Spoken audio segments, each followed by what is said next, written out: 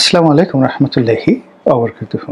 সম্মানিত দর্শক, নির্বাচনের ফাঁদে আটকা পড়ে গেছে বিএনপি, এরকম একটা শিরোনাম নিয়ে আলোচনা করা যেতে পারে।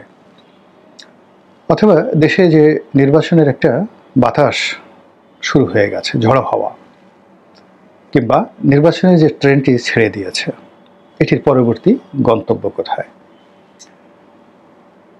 এখন আপনি নির্বাচনকে একটা ফাঁদ মনে করেন, আর ট্রেন মনে করেন, বা ঝড়ো হাওয়া মনে করেন। বাস্তবতা হলো যে ডাকসু নির্বাচন এবং জাকসু মানে জাহাঙ্গীরনগর বিশ্ববিদ্যালয় ছাত্র সংসদ নির্বাচন, এই নির্বাচনের মাধ্যমে সারা বাংলাদেশে একটা নির্বাচনের জোয়ার চলে এসেছে। আর এই জোয়ারটিকে ডক্টর মোহাম্মদ ইউনূস, তার সঙ্গীর সাথে যারা আছেন তারা, জামায়াত ইসলামী, চরমোনাই পীর সাহেব এবং সরকারপন্থী আরও ছোট ছোট দল, তারা এই নির্বাচনের জোয়ারটিকে ব্যবহার করবেন এবং করাটাই স্বাভাবিক।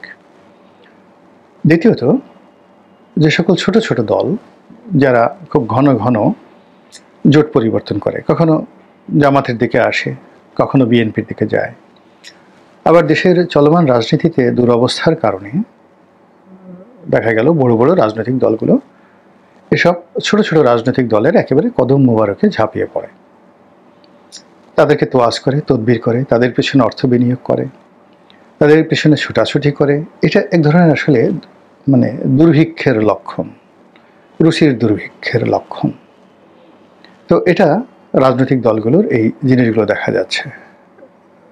একটা উদাহরণ দিই। একটা সময় খুব খারাপ অবস্থার মধ্যে 1/11-এর সময় বেগম জিয়া পড়ে গেলেন। তার দলের যারা শীর্ষ নেতৃবৃন্দ রয়েছেন সবাই তার সঙ্গে বেইমানি করলেন। তিনি অনেকটা বাধ্য হয়ে, অপারগ হয়ে নিজে নিজে সেই তৃণমূলের যে নেতাকর্মী, এখন যেভাবে তারেক রহমান সাহেব তৃণমূলের নেতাকর্মীদের সাথে স্কাইপেতে বা টেলিফোনে কথা বলছেন, ঠিক এই কাজটি বেগম জিয়া 1/11-এর সময় কিন্তু করেছিলেন, গ্রেপ্তার বরণ করার আগ মুহূর্তে।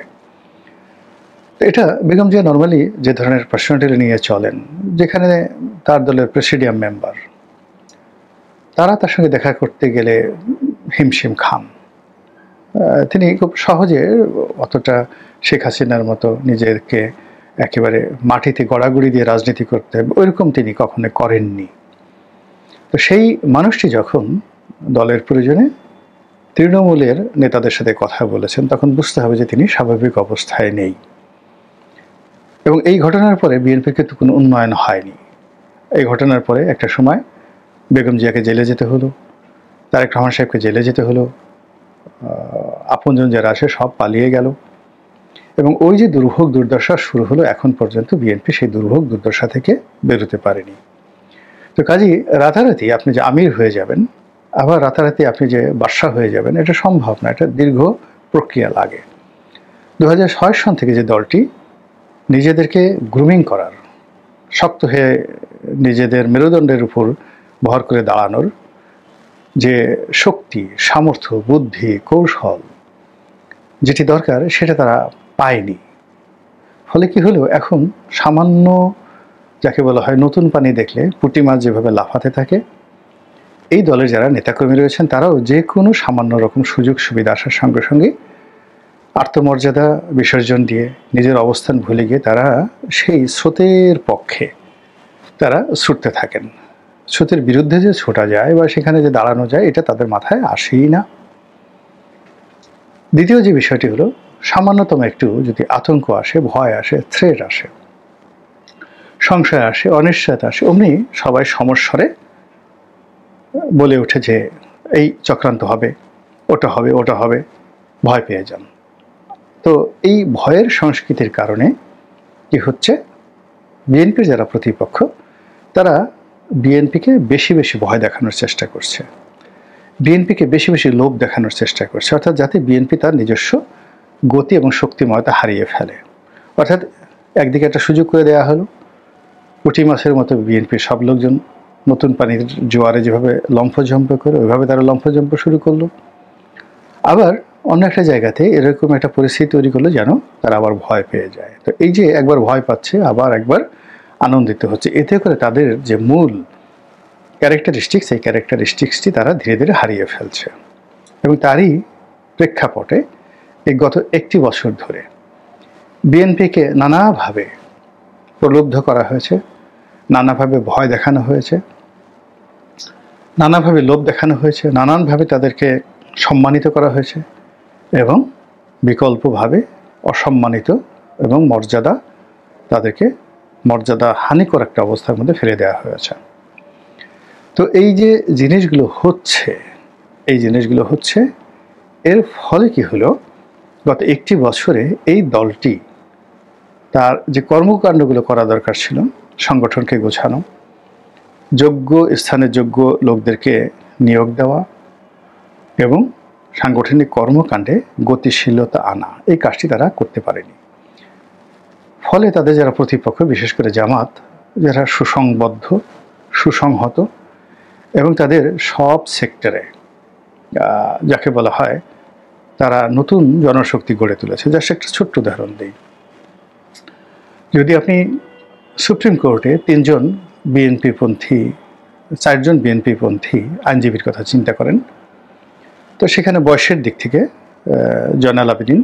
অ্যাডভোকেট জয়নাল আবেদিন, ব্যারিস্টার মাহবুবউদ্দিন খোকন, তারপর ব্যারিস্টার বদরুদ্দোজা বাদল, রাজশাহী ইউনিভার্সিটি থেকে পাশ করেছেন উনি, রুহুল কুদ্দুস কাজল। তো এই 4 জনের যদি আপনি বয়স, তারপরে পেশাগত দক্ষতা, অভিজ্ঞতা, সেই তুলনায় জামাতের যারা আইনজীবী তাদের মধ্যে শিশির মনিরের নাম আসছে, তাদের একেবারে সন্তান সম, এত বয়স অল্প। কিন্তু শিশির মনির যেভাবে লাইমলাইটে চলে আসছেন এবং যেভাবে তাকে পার্টি তুলে নিয়ে আসছে, ফলে তিনি কোর্টের ভিতরে এবং কোর্টের বাইরে যেভাবে দলকে রিপ্রেজেন্ট করতে পারছেন এবং যেভাবে একটা ন্যারেটিভ তৈরি করতে পারছেন, তার সাথে 100 গুণ যোগ্যতা সম্পন্ন বিএনপির যারা আইনজীবী রয়েছেন তাদেরকে পাবলিক স্পেসে বিএনপির নেতৃত্ব আনতে পারেনি। জাস্ট একটা উদাহরণ দিলাম।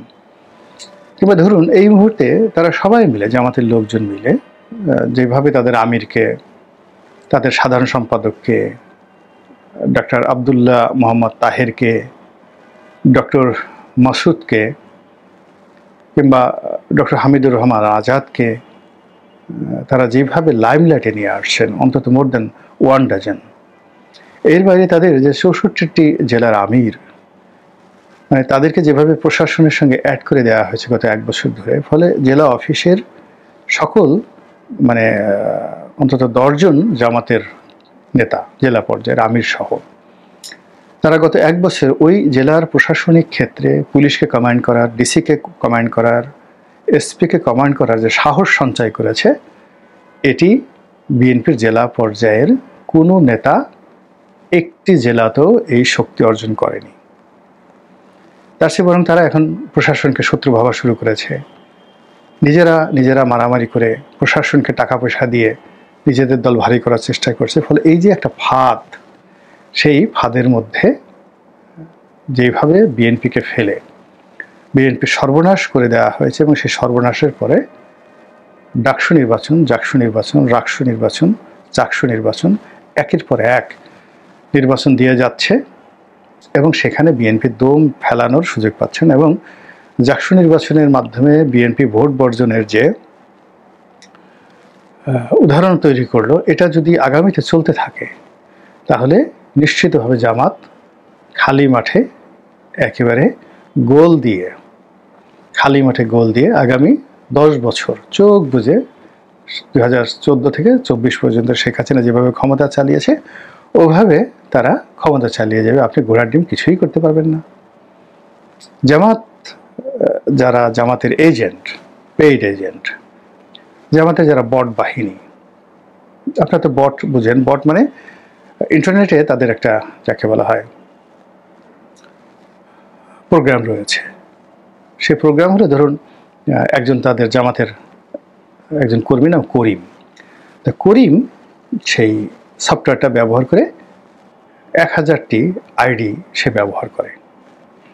তো 1000টা আইডির, সেটা Facebook, YouTube, Twitter, LinkedIn, Google সব জায়গাতেই এই বট 1000টি আইডি একটা সফটওয়্যারের মাধ্যমে সে ব্যবহার করে, এবং সে একটা আইডিতে যদি বলে ক খ অমনি 1000টা আইডিতে সেম হয়ে যায়।